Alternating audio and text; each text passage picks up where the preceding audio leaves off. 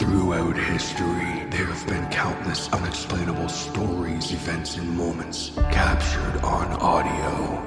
These horrifying tapes were archived, never to be heard again. Until now. These are the tapes of trepidation.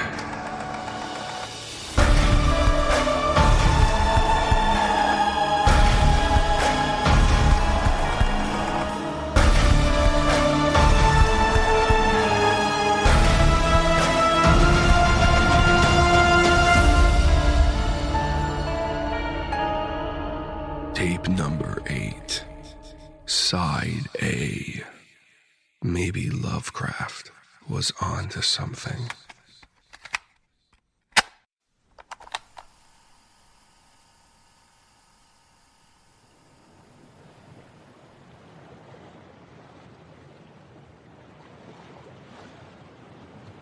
When I was a child, I used to fish with my dad. Every Sunday we would go down to the Providence River and spend hours casting lines into the void. Usually, we didn't catch much, the odd striped bass or bluefish here and there. I'd watch my father heave the mighty beasts onto our dinky little rowboat and yank the bloody hooks from their gaping mouths. At first, I was horrified of these things. I was young and didn't understand much. As I grew, my father took me out less and less, stating that he was too busy or that he wasn't feeling well. I always chalked it up to him just not wanting to spend time with me. I wasn't always the best kid, after all. My father was a man of the land, like his father before him. He spent all his time outdoors making a healthy living for my mother and I, with his fishing and trapping skills, selling various pelts, meats, and fish to the local markets every Monday morning, bright and early, 6 a.m. sharp. He was always the type of man to be damn near suspiciously early. Then, in what felt like a matter of seconds, it changed. I was 17, just becoming a man in my own right. My father had disappeared. Mom thought perhaps he was back on the sauce and decided to skip town. Some days, my father reminded me more of Jack Torrance than himself. I blamed myself year after year that his leaving was my fault. I promised I would take up the mantle he had left for me and become a man of the land as well. As all things in life wither and die, so too did my mother. I cared for her to the best of my abilities. All of these factors in my life led to isolation and loneliness. I had no friends, no spouse, nor any idea where to begin the hunt for one. I moved from our small house on the shore to a houseboat I had procured. What better way to ensure I have the freshest catches than to live among the fish? Living on a river, as weird as you may think, was even more lonely than on land. There's really no one to talk to on a river. I became a bookworm. It was a wonderful opportunity to indulge in grand stories from many esteemed author. I would make the odd trek off the river and into town for supplies. I would stop at the bookstore. Lovecraft was an author that I had never heard of prior, but the bookstore workers insisted that I try some of his stories. Many nights I had spent reading his chilling tales. They filled me with dread, yet I could not rip my eyes away from those damned pages. Each day when I would awake, I would set my lines. I had a system in place to have a multitude of lines out at once. Maximize profit margins or some bullshit. The fish had started to grow peculiar over the years. I thought it was just the rising mercury levels in the river causing the ocean life to mutate. A natural evolution of life on this floating space rock. But then the fish started to speak. At least, I think that's what they were trying to do. I would reel in a few bass or bluefish as my father and I had done many years ago, only to see their gaping maws moving up and down as if to formulate some sort of speech pattern. It got worse. They speak some chaotic thumping language. The science of the matter makes no sense, but I can't help but tell you what I heard then and what I can't stop hearing now.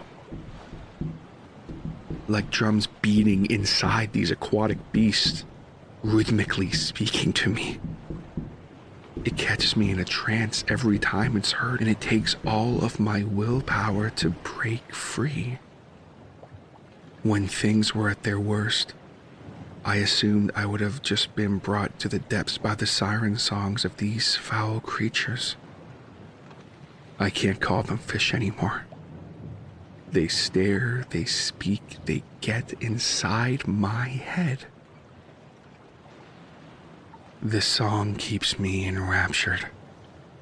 I have tried countless times to resist the calls and make for land. And countless times I have failed. I can hear the thumping voices of these things under my boat now. They've surrounded me. It was only a matter of time I knew that I would become one with the land. I didn't expect it to be this soon. I'm standing on deck now. I see the creatures all around, their tiny heads bobbing out of the water.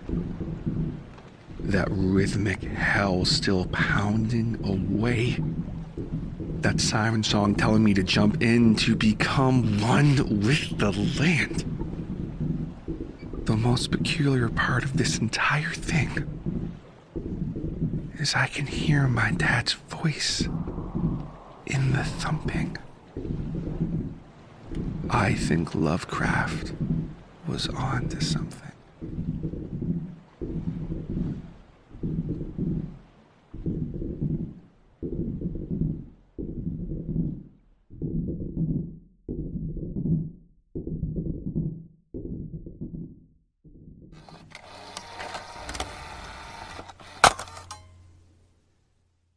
Side B, The Bride of the Sea.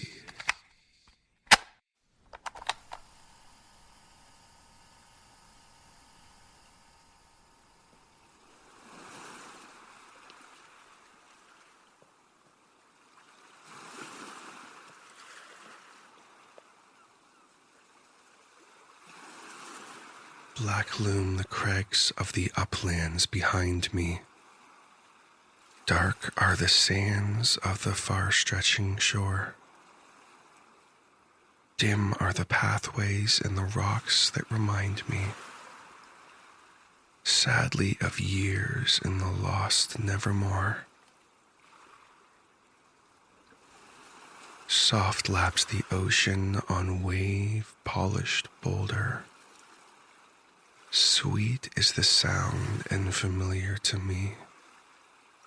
Here, with her head gently bent to my shoulder, walked I with Unda, the bride of the sea.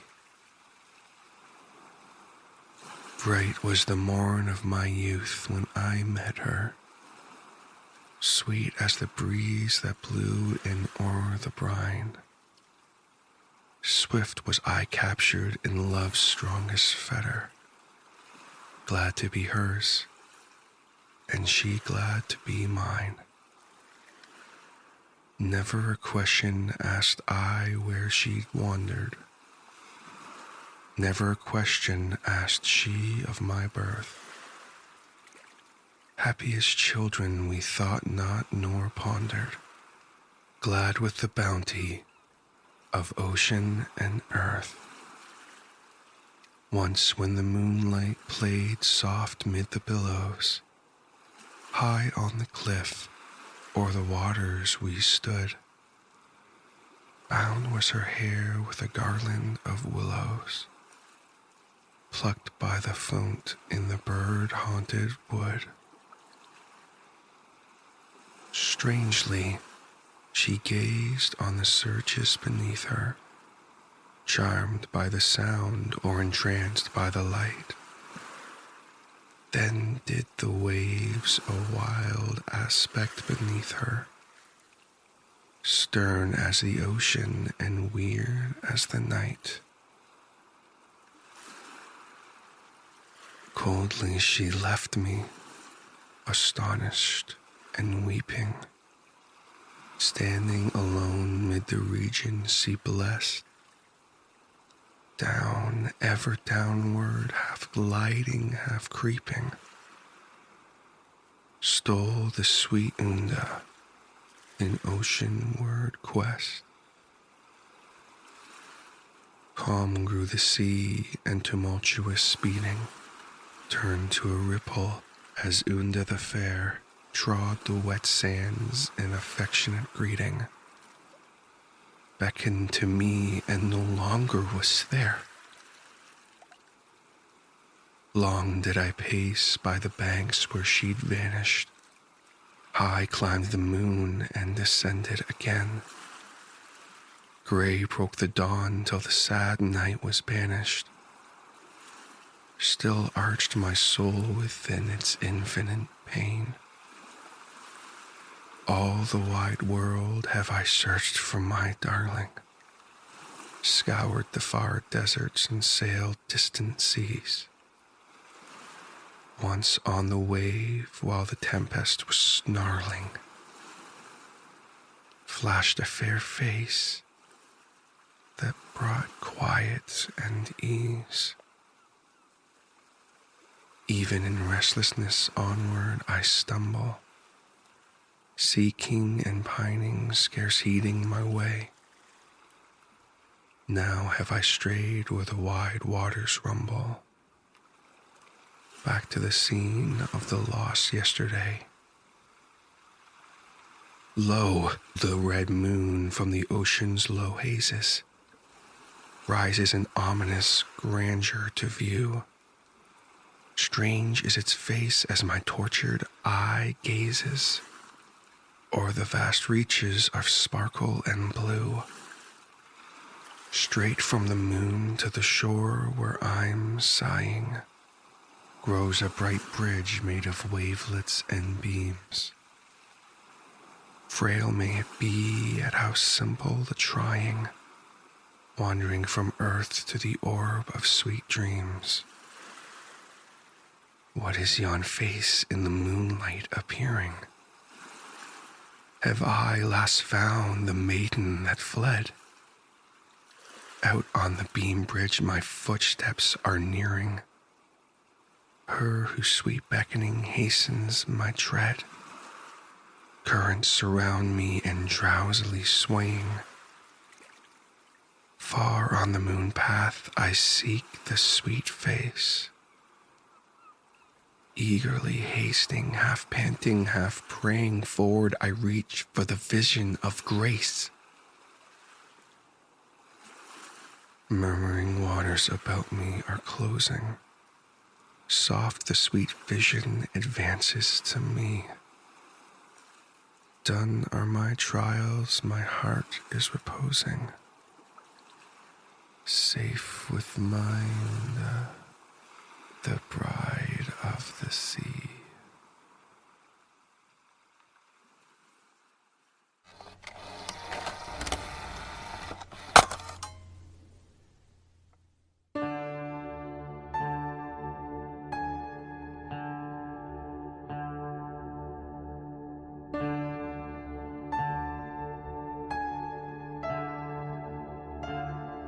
This has been tape number 8 by the Tapes of Trepidation Horror Narration Podcast. Side A, Maybe Lovecraft Was Onto Something, was written by Reddit user Alive Macaroon 88 and was originally posted on Reddit No Sleep. Narration, production, and sound design of this story was by TJ Hodder. Side B, The Bride of the Sea, was written by H.P. Lovecraft. Narration, production, and sound design of this story was by TJ Hodder. The Tapes of Trepidation theme was written by the incredible J.M. Scherf. All logos, banners, overlays, and graphic design work was provided by the talented Jason Reese from Jaybird Digital Arts. If you would like to go the extra mile in supporting the show, feel free to follow us on social media.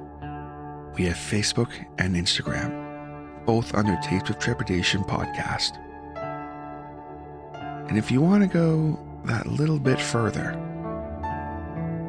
consider joining the Tapes of Trepidation Patreon for exclusive bonus narrations and access to our behind-the-scenes podcast in which we do a deep dive on every single episode of Tapes of Trepidation within the archive.